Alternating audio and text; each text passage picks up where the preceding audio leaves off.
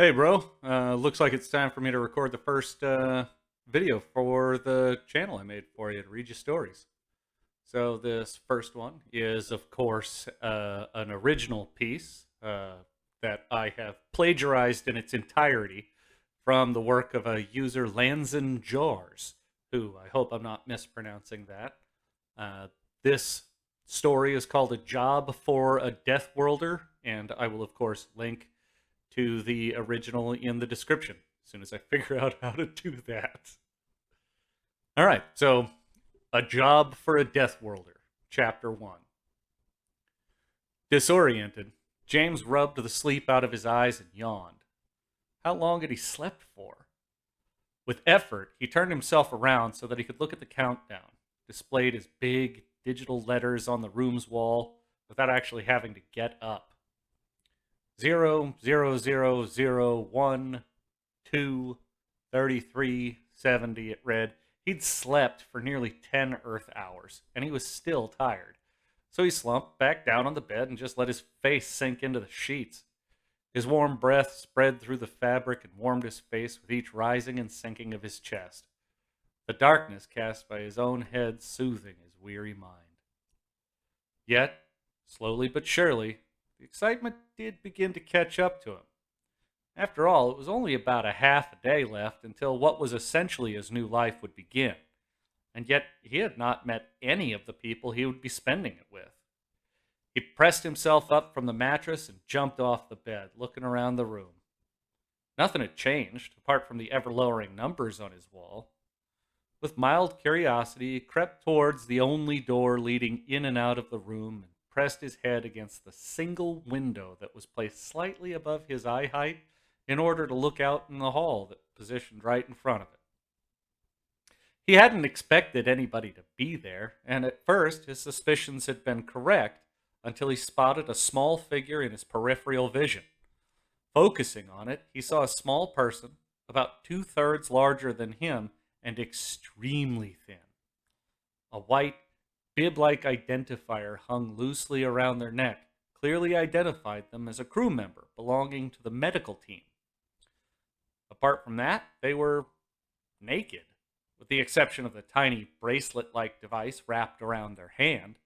It was the standard issue personal assistant everyone on board would use for communication and being able to keep track of time in the ever-lit, cycleless ship. Their body was covered in colorful feathers, which showed mostly tones of blue and indigo scales. They had long neck and tail, as well as slender limbs, each ending in 6 clawed fingers. Their face ended in an elongated beak, and their eyes faced sideways away from it. Overall, their appearance could best be described to a human as vaguely similar to that of a theropod. For a moment, James pondered whether or not he should just watch and let them go by. But by now, he was already too caught up in his own human curiosity to not act upon it, so he took a deep breath and lightly knocked on the window. The sudden sound seemingly startled the crew member, because after a short twitch, they froze in place for a moment. Then they turned their heads slowly from side to side in an attempt to see as much of their surroundings as possible. Hoping movement would help them localize, James waved at them through the window. He knew that not every species out there had vision as good as that of humans. Finally, one of the eyes of the person in the hallway seemed to settle on him.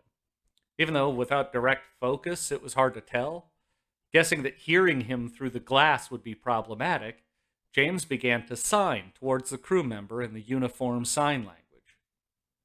Greetings, he signed, making sure his hands would be well visible through the glass from the position of the person. Greetings, the person signed back after a moment of seeming hesitation and added, Can I help you? James held back a grin, making sure not to expose his teeth, and answered, I just thought I would introduce myself. I am James. My isolation ends in about a day. In a gesture very reminiscent of a bird, the crew member tilted their head while regarding James. It is nice to meet you, James. I am called Ezja, they signed. Likewise, Esha, James signed back. For a small moment they held eye contact with each other. Then Esha looked up and down the hall before turning back to James. Apologies. I have to work now, they signed. But we will surely meet each other on the ship plenty of times. No worries, replied James. Success to you. Success to you, answered Esha, and left in a hurry, looking more scared than busy to James. But he couldn't really be the judge of that. After all, despite having studied to be qualified for intergalactic work, he hadn't left Earth until about a month ago, and thus had only ever met those non-Earthlings who'd been brave enough to venture to the infamous Class 4 Deathworld, a world so deadly that even primates ate meat there. Come to think of it, maybe Esha had merely recognized him as a human, causing them to react as they did. For the rest of the uniformed day, James kept watchful eye on the door, chatting it up with two more crew members.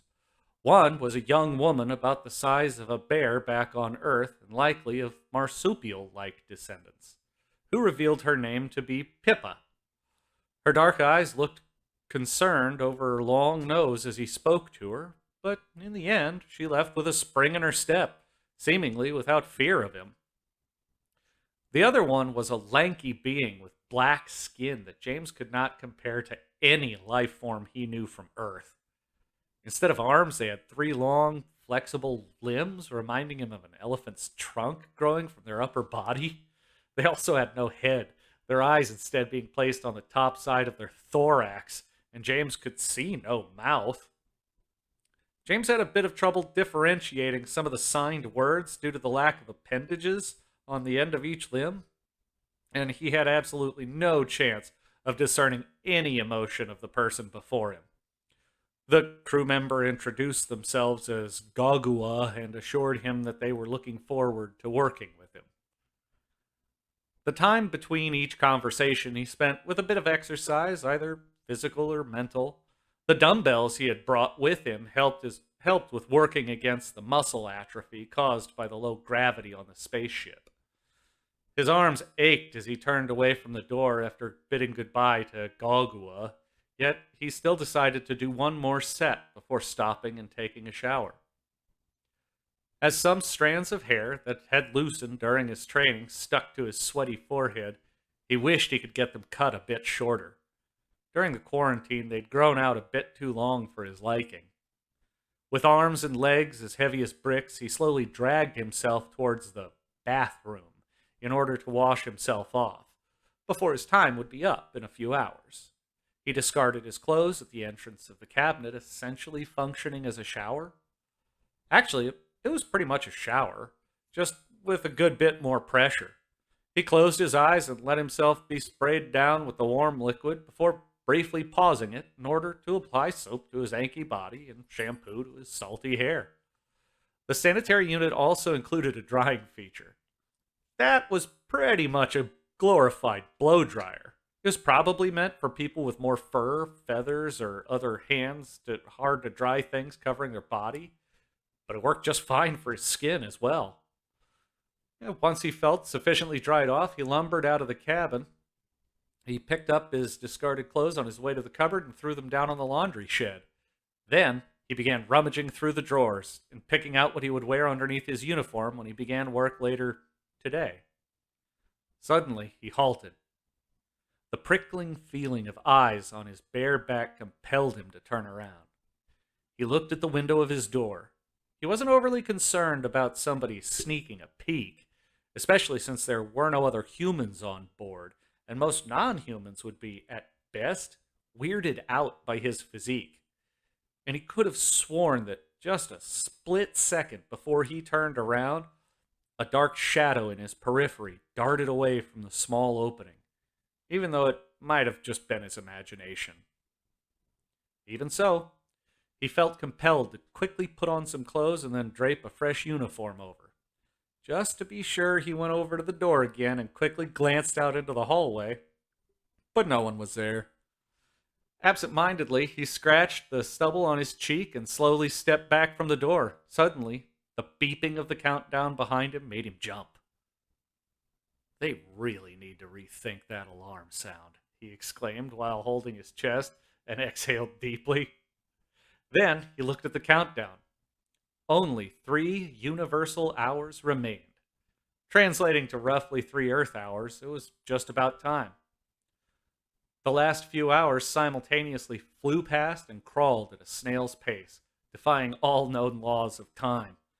But in the end, he saw the last uniform seconds rapidly tick down, and finally, the red counter showed the longed for and yet dreaded number 0, 0, 0, 0, 0, 0, 0, 0, 0, 0, and changed into a cold lime green.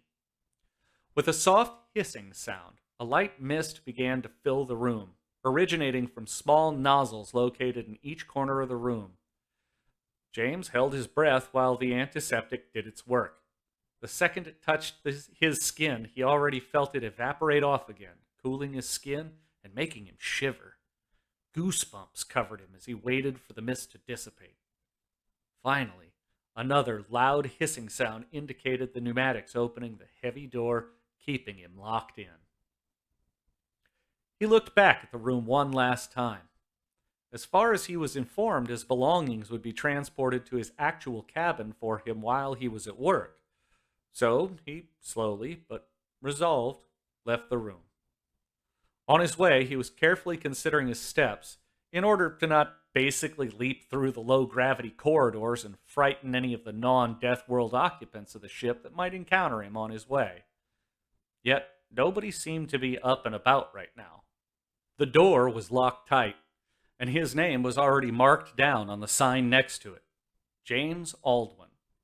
Right next to the sign was a scanner, which was connected to the electronic locks.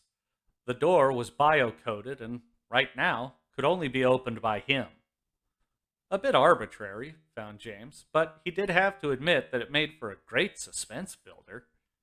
He inspected the heavy laboratory door. 2 interlocking elements closed via electromagnetism and pneumatics. The scanner was made of a bioactive plate on top of a device that could identify the particles left behind on top of said plate through mechanisms James didn't fully understand. He just knew that if he put his hand on the pink organic material, the door would recognize his biological makeup and the locks would disengage. He took a deep breath and lifted his hand. For a moment, he just let it hover over the scanner, taking in the moment. In his head, he counted down. 3, 2, 1. With maybe a bit more force than strictly necessary, he brought his hand down onto the sticky surface. For a moment, nothing happened. Then a click. Then a second one. And with a loud metallic sound, the electronic locks unleashed and the door slowly began to open. And behind it laid a laboratory, just like he was used to from Earth. He shouldn't have expected anything else. After all, he was hired as a specialist from Earth and had picked out the lion's share of the equipment himself. Yet, it still felt a bit underwhelming, walking into what looked essentially like a laboratory in which he had worked for the past years of his life. When he entered, the first thing that caught his eyes was the massive row of cages filled with various rodents right in front of him. The animals looked healthy and clean. The computer seemingly had done a good job of taking care of them. One of the hooded rats came up to the front of the cage and pressed its little hands against the front glass. James brought his hand to the glass and watched as the rat's nose followed his fingertips on the other side of the glass. Smiling, he opened up the metal top of the cage and reached inside to lift the animal out of the enclosure. The rat, however, having lacked human interaction for more than a month now, recoiled from his touch and quickly took off to hide in the back of its cage. It would take some work to get them back to the point of tameness where it'd be easy to handle them. The rat peeked out of the small box curiously. James left his hand in the enclosure and laid it on the bedding non-threateningly, almost beckoning the animal to come out. The rat's breathing accelerated and James could see its whiskers move with each breath. Then, a single foot emerged from the dark and was placed outside of the hole. Very slowly, the rat shifted its weight and got ready to move more closely inspect the strange appendage placed inside of its home. before suddenly freezing and seemingly staring past James. Due to their bad vision, the probability of the rat actually seeing anything behind him was quite low, yet it still seemed to sense something that James did not. So he shifted his hand out of the cage and turned around to look at the only entrance of the laboratory. Nothing appeared to be there. James didn't quite know what to make of the situation, but he quickly decided that the itching sensation in the back of his mind would not allow him to work anyway. So, with a deep sigh, he turned around completely towards the entrance gate. Damn his misguided survival instincts. Yet, being a Deathworlder also had its benefits, because now, being pretty annoyed by a situation, he crossed the entire room in just 2 bounds. Besides that, every now and then he picked up on things that many other species might have missed, like faint footsteps hurrying away from the door. Very faint. So faint indeed that even he wasn't quite sure if he'd actually heard something. And, seeing as he'd reached the door in just about a second, and yet still could not see anybody in the corridor, he assumed that maybe he had indeed just imagined something once again. He was about to just shrug it off and actually get to work when movement caught his eye. Though he was pretty sure the crew member rounding the corner to his left was not who he'd been looking for. Still, being a bit lost in thought, he greeted the newcomer with a smile like he had been taught to do most of his life, and the crew member froze in their step. Their head turned to the wall so that their sideways facing eye could be trained on him. They stood high, almost twice the height of a typical human, and were covered in dark, matted brown fur. Their head displayed 4 big, notched horns, the size of James' forearm plus hand. Its eyes were also dark and stood out of their long face a bit, and their horizontal pupils quivered while trying to focus on him. If James was being honest, the rest of their body bore a more than striking resemblance to what he knew as a giant sloth that had lived on Earth a few centuries ago, albeit with much, much less muscle on them. Their spindly arms ended in 3 half-finger, half-claw-looking appendages. He could not see their feet because of the mat of long fur covering them, dragging over the ground. To James, they looked really unkempt. Of course, he would be way too polite to mention it. That, however, seemed to not be the case for his fellow crew member, who still had not moved since they met him. What was with them? Were they just going to stare at him? Rude. His smile had wavered by now, slowly changing into more of an incredulous look. Slowly, the person before him seemed to straighten up a bit. They breathed out deeply and seemed relieved? Are you all right? James asked quietly, making a careful step towards his colleague. They seemed to recoil a bit before seemingly catching themselves in the action and stopping frozen once again. For a moment, they seemed to be way more focused on his uniform than on him. Then they shifted into what James assumed was a more comfortable position, their fur swaying left to right while they moved their giant body, which apparently took them considerable effort even in the low gravity. Or was it not low for them at all? You are a crew member? Is that an identifier? They asked in the uniform verbalization, lifting one of their 3-clawed hands to point at him. Their voice was quite a bit higher than he had imagined and reminded him of an agitated cow. James looked down at his uniform and then back up to his colleague, who, just as everyone he had met up until now, was only clothed in the bib-like uniform stand-in and their personal assistant. It was the first time he noticed that his uniform, while bearing the same color and symbol as the stand-in, was probably not what most on board would associate with a crew member. Yes, James confirmed quickly. Hi, I'm James. I just got out of isolation, actually. He rubbed the back of his head while chuckling to himself and grinning nervously. This time, the crew member could not stop themselves from recoiling. Concerned, James put his hand down and looked at them anxiously, his smile fading once more. What What did I do that has upset you? The crew member asked, fear in their voice and even starting to shiver a little. James was shocked, and now also recoiled, although for different reasons. Oh no, he cried out as he finally realized his mistake. How could he have been so careless? Going against a lot of his ingrained instincts, he lifted his hands into the air and leaned backwards, throwing himself off balance a bit in an effort to look as unthreatening as possible. Sorry, I should have thought about that, he stammered, waving his hands around a bit. That wasn't a threat. Well, it was a gesture of, delight. The gigantic person looked at him unconvinced. Look, my species is weird, all right? James explained, defeated, and hung his hands and head. All you need to know is that I'm neither upset nor trying to fight you when I'm showing my teeth. If I was, you would know, he added in his mind. The crew member finally did not seem to be terrified of him anymore, although he couldn't shake the feeling that a certain mistrust remained. James, did you say your name was? They inquired. James was snapped back into an upright position and answered, Yes, James Aldwin. It's nice to make your acquaintance. The nostrils of his colleague flared a bit. I am called Moar, they stated. May I ask what you are doing here? James was taken aback by the question. After all, a scientist in the research wing should not come as a surprise to anyone, especially not to crew members of the same ship.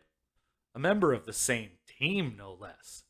So instead of dignifying the question with a direct answer, he just pointed behind himself inside of his laboratory while also nodding towards the name tag, marking it as his own. Then he just lifted his eyebrows in a gesture that any human would identify as good enough, although he did not know if that gesture would transcend species. Moar took a moment to take in what James was insinuating. The eye James could see from his position widened a little as they deciphered the literal writing on the wall. You are a researcher, they asked with what must have been their species' equivalent of a surprised gasp. James shrugged and folded his hands behind his head. Yeah, I prefer the term scientist, but yeah, he replied casually. But I thought, you are not a pilot? They further inquired with big eyes, confusing an already confused man even more. A pilot? Why would I be? He asked, and pointed to the clearly visible emblem identifying him as a member of the research team, prominently featured on the chest of his uniform.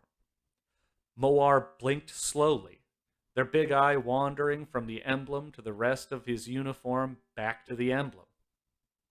Right. Apologies, they said slowly. I had your identifier, what do they call it again? My uniform? James suggested, unsurely, and lifted an arm as if physically offering the answer. Right, uniform, Moar confirmed, sounding almost happy. At least James identified it as such, and shook a bit left to right. I had your uniform confused with another. They seemed to be getting a bit more energetic as the time went by. Then their eyes narrowed down on his face a bit. Say, I don't mean to insult you, they said slowly in a tone that made James believe they were truthful. But what species do you belong to? I thought I knew it, but you do look slightly different. James wiped a bit of sweat from his brow. The ship's temperature was set to what was pretty much the galactic standard, accommodating most species, technically including humans, but the equivalent of 32 degrees Celsius were a bit high for his liking, especially wearing the long-sleeved uniform, and even looking at the thick fur covering Moar's body made him break out even stronger sweats. I am human, James answered, deliberately casual. It usually would have been considered rude to ask someone their species, but neither James nor other humans really cared. They were pretty new to the intergalactic community and not yet a household name or sight for most, although they already started to get quite the reputation, bordering infamy among some circles. And, as he had almost expected, the reaction of Moir made him believe that his answer had not cleared up much for them. In some ways, interspecies communication via body language was difficult to near impossible without extended knowledge of the other species. But some other things, like a dumb stare, were pretty much the same in all species, with only very few notable exceptions. Human, Moir parroted, impressively butchering both syllables and emphasis. I do not believe I've heard of that before. James smirked, this time making sure not to show any teeth. Yeah, that's unsurprising, he explained, shrugging. We are new to the community, and there are not too many of us around. Moir looked sympathetic. Has your species fallen on hard times? They asked, with sincere empathy. James wasn't used to from most interactions he had had with extraterrestrials up until now. Oh no, he said, waving it off. We have plenty of numbers. A lot of us are just reclusive, you could say, staying in our own system. Moar swayed their head up and down, making their fur flail around wildly. Either it was their species was also nodding, or they tried to emulate his body language. I see. Well, I can understand that. It can be scary leaving your system behind, they lamented. James was fairly certain that fear did not have much to do with it, but he was not going to bother explaining human psychology and culture right now. I'm sure we will be everywhere soon enough, he said instead. Again, the head bobbing. Then Moir looked past him into his laboratory, seemingly curious. So, what are you working on? They asked, a shift in their tone that James knew all too well. Apparently, scientists stayed scientists, even across species borders, and he had to fight back a genuine smile this time. If he was completely honest, as excited as he was finally interacting with his intergalactic colleagues, he had never been one to small talk. Speaking about his work, however, excited, he stepped aside to allow entry to the giant standing before him, holding out one arm to signal them to go on ahead. Moir also brought his attention to his own personal assistant, which wasn't standard issue because that, to him, would have been the size of more than half of his forearm. Instead, it was a smaller device, about the size of a large wristwatch, clad in neat white plastic, currently laying on one of the big countertops intended as a workspace and waiting to be put on. That is quite a lot of equipment, Moir commented, while watching James strapping the sleek device around his wrist. What could possibly need this many devices for? Right. He reminded himself he should indeed explain what it was he actually worked on. Well, he said, and started to lead Moir away from the shelf and towards the cages, taking center stage in the room. To make this short, I'm currently working on a model for a system that could be used to engineer medicine based on the highly adaptive immune system of animals native to my home world. The explanation was very brief, but he decided not to go too deep into it without even knowing what Moir specialized in. These tiny creatures have an adaptive immune system? Moir asked, bringing their massive frame down to look directly into the highest cage in order to better see one of the rats. Well, they are just model organisms, James explained, scratching the back of his head. The real project will most likely use more specifically selected organisms to match different biologies. Moir's eyes seemed to widen a bit. There are multiple species like them? They asked, lifting themselves up again. Yes, James answered, and badly containing his pride, confidently crossed his arms. Most of the species back home have adaptive immune systems. if not all of them. He looked up and saw Mawar's eyes get even wider. They seemed like they were about to say something when suddenly a slight noise rang out from behind them. It was slight to James, at least. The thin air in the spaceship was not very conducive to his hearing. Mawar, on the other hand, turned one side of their face towards the door. "Oh, it appears that I am being called," they stated. James turned around towards the door as well. A few moments passed while the sound got clearer, and he also started to make out what was being said. Someone was indeed calling for Mawar. All right, bro. That's it for the first story. We'll see if I can figure out how to put this up on YouTube with an image behind it. Once again, let me scroll back up to the top here so I can see it. Lands in Jars. Thanks for writing the story, and thank you for letting me read this to my brother.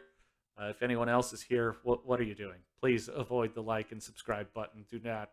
If you want to comment something positive to my brother, give him some encouragement. I'm sure he'll appreciate it. Other than that, have a good day, everybody.